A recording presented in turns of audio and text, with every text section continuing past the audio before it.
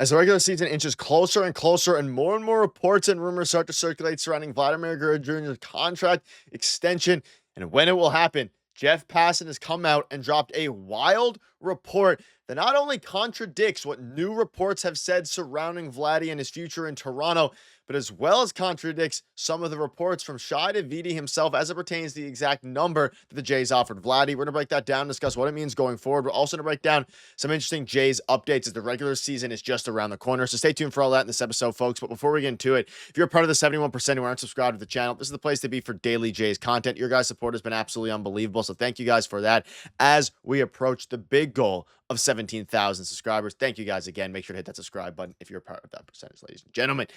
Thank you guys for your continued support. Now, there's a lot to go over today. We know that Vladimir Guerrero Jr., he is in an interesting spot right now because the regular season is just around the corner. Fans have started to turn on Vladdy. Then they turn back in the front office after initially turning on the front office. And all these different things are going on. And we know, and the timeline for these reports, the Jays, from all accounts, were $50 million apart. They offered $450 after deferrals, and Vladdy wanted $500.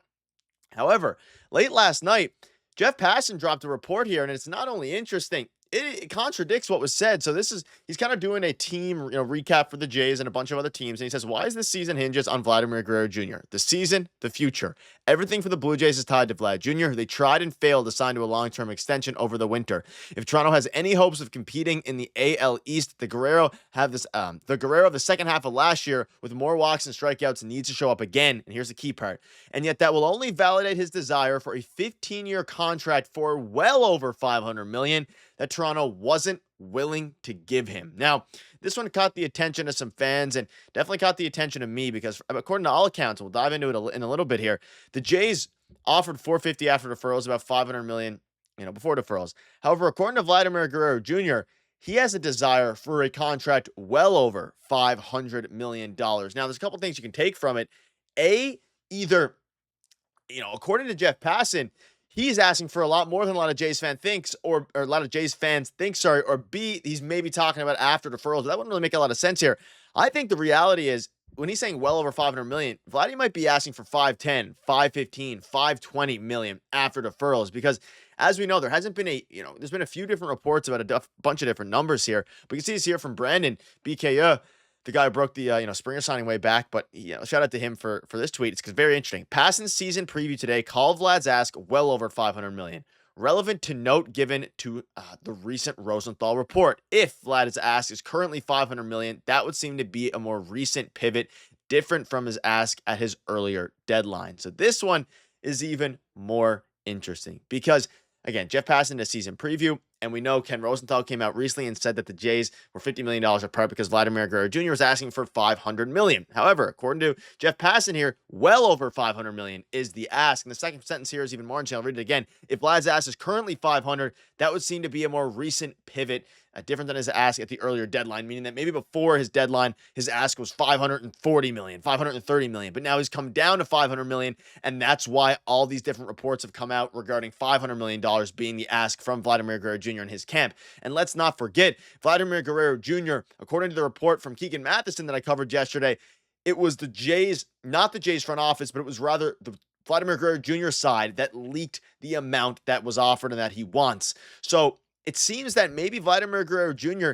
has actually asked for a little bit less than what he was asking for at the deadline. If that's the case, it's even more reason as to why the front office, all these different, Ross Atkins, everybody, didn't give that deal. Because let's say the ask was $530 million. Like Passan says, well over 500, and then he's come down since that initial request. It makes things very interesting. As you start to think about it, you can even see this here from John Heyman, an article that dropped late last night. MLB Friday notes, one rival GM thinks Vlad Jr. is worth every penny of $500 million non-deferred, but here's why the Mets aren't the likely landing spot.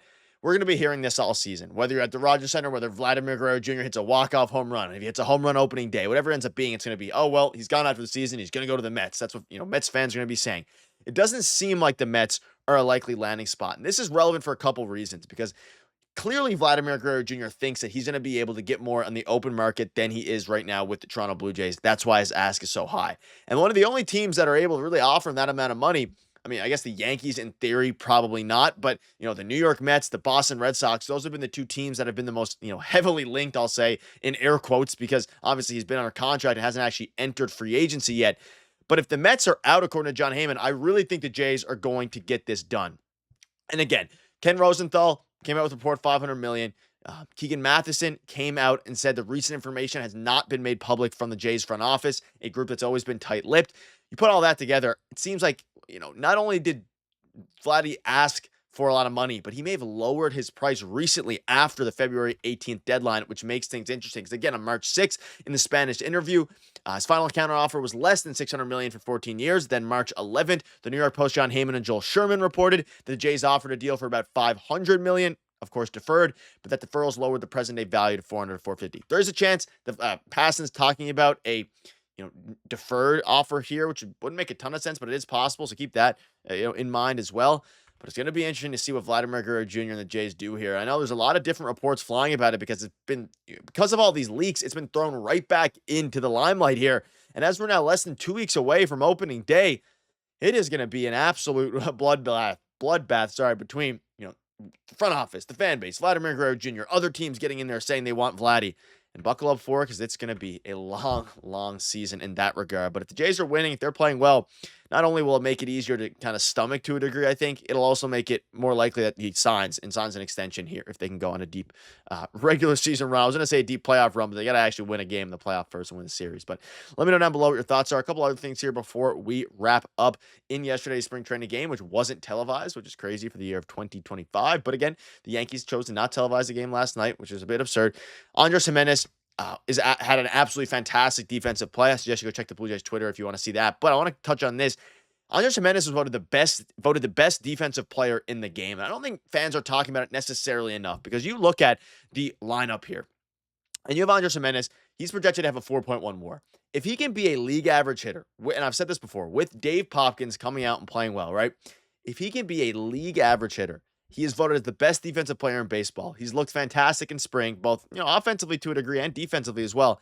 He is going to be a game changer for this team. And Keegan Matheson said it in the video we did with him. If this trade would have happened after all of the signings of Santander, Jimmy Garcia, all those things, people will be more excited and talking about it more. But because it happened right before the Juan Soto signing, Jays fans' mindsets were pivoted to Juan Soto and then pivoted to Roki Sasaki and then pivoted to Corbin Burns and then pivoted to Anthony Santander before they ultimately signed him. I think this is going to be a huge move for this team and one that's going to pay big dividends going forward simply because of the way that the team is currently constructed. Like, yes, he is a glove first, not the most exciting player on that front, but he is going to put up his value. And I think that's something that fans are going to start talking about more. And I think they deserve to talk about it more because it's nice to have a second baseman that you can pencil in every day following what was a brutal, last season in general, and especially as it pertains to the second base position, whether that be a guy like David Schneider, whether that be whoever. And also, it's going to be interesting to see there, and it's also going to be interesting to see what Vladimir Guerrero Jr., what happens with him. Again, he declined to speak with the media a couple days ago. We have these new reports dropping from Jeff Passan, and of course, Vladimir Guerrero Jr. He is one of the best hitters in baseball, and hopefully the Jays can get a deal done with him. But that'll wrap it up. Let me know down below what your thoughts are on all this. A bunch of different reports are coming out. A bunch of different news is flying. We're going to keep you up to date with all that, so make sure to hit that subscribe button. Thank you guys for watching. We'll see you later. Cheers.